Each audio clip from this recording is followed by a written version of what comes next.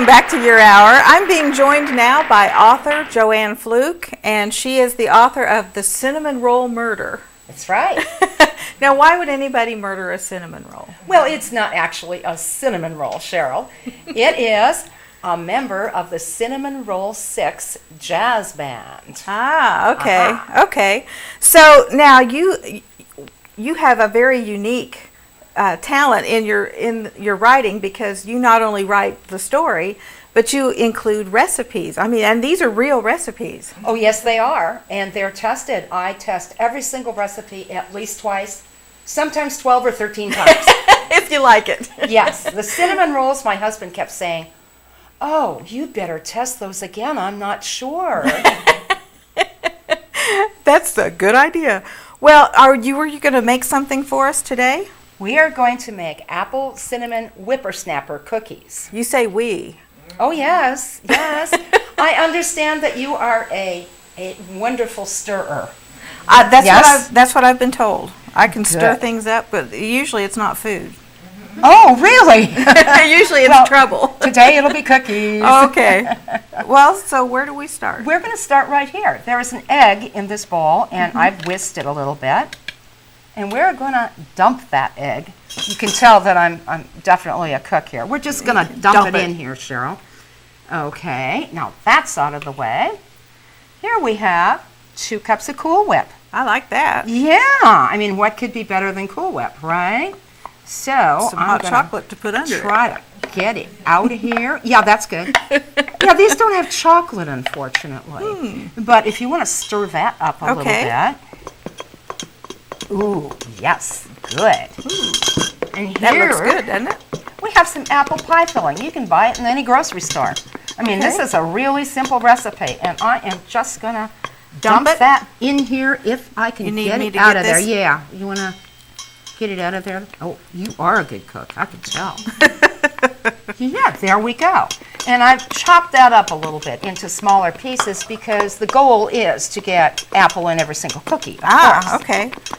And the final ingredient with the cookie dough is, look at this, spice cake mix. Oh, I love those. That's all it is. And so now I'm just going to dump that in. Come on, Spice. Yeah, did it come out? Whoops. Oh, there it comes. Oh, there's one right there. I'm going to get it. Oh, good. Oh, was that a chocolate chip? No. No, I don't think so. Unfortunately, no. So if you mix that all up, then I'll show you what you do to the cookies. You give me the hard work here. I gave you the hard work, yeah. See, I'm lazy. This is powdered sugar. We're going to roll dough balls. And this is a half a teaspoon of cinnamon. Dump it in there. And look, I have the easy part. This is all I have to do. I love to cook with you. I didn't read my contract very well. Guess not. Okay, that's good. Okay. And now what we're going to do is we're taking 2 teaspoons right out of your silverware drawer. And we're going to fill one. And now this dough is sticky and gooey and wonderful. We're going to drop it into that powdered sugar. And then what I'm going to do is just kind of coat it with the powdered sugar and cinnamon.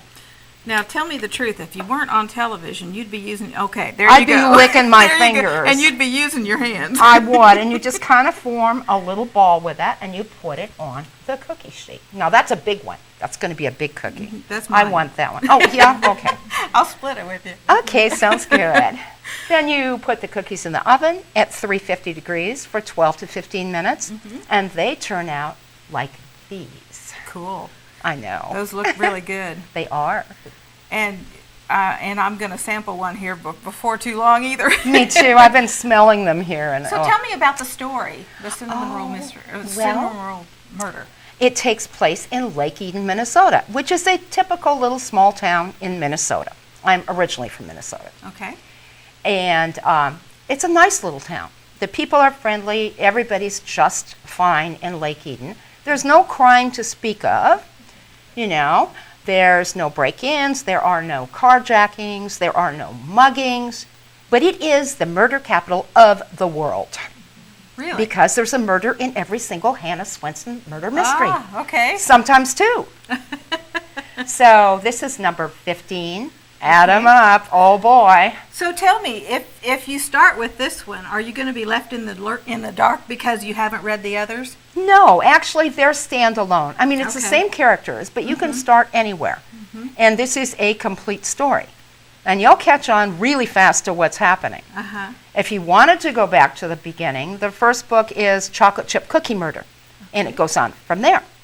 Now tell me about Hannah Swenson. Well, Hannah is 30-ish, little over. She is not a beauty queen. I decided my sleuth should not be really slim, looking like a model. No, Hannah's a few pounds overweight, maybe more than a few pounds overweight. Well, can you blame her? Well, I was going to say. She owns a cookie shop, a bakery, and a coffee shop in Lake Eden, Minnesota. And, of course, she has to test her recipes and sample them. Of course. You know, I do the same thing, and I weighed 98 pounds before I started the series. You weigh every bit of that now, too. Oh, thank you. Yes, and more. Yeah. That was good, Cheryl. But Hannah Swenson has this proclivity for stumbling over murder victims. That's easy for you to say. Oh, no, it wasn't.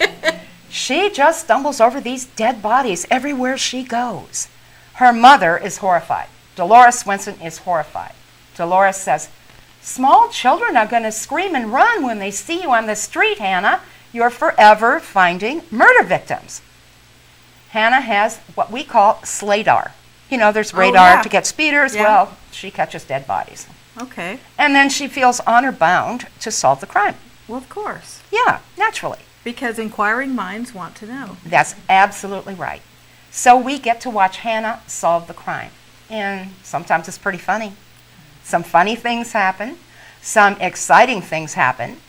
Hannah generally catches, well, she always catches a murderer, and at great jeopardy to herself sometimes. But you know she's going to be okay because there's the next book coming up. Well, now do the police like her helping with the solve the crime, or would they rather she stayed out of it?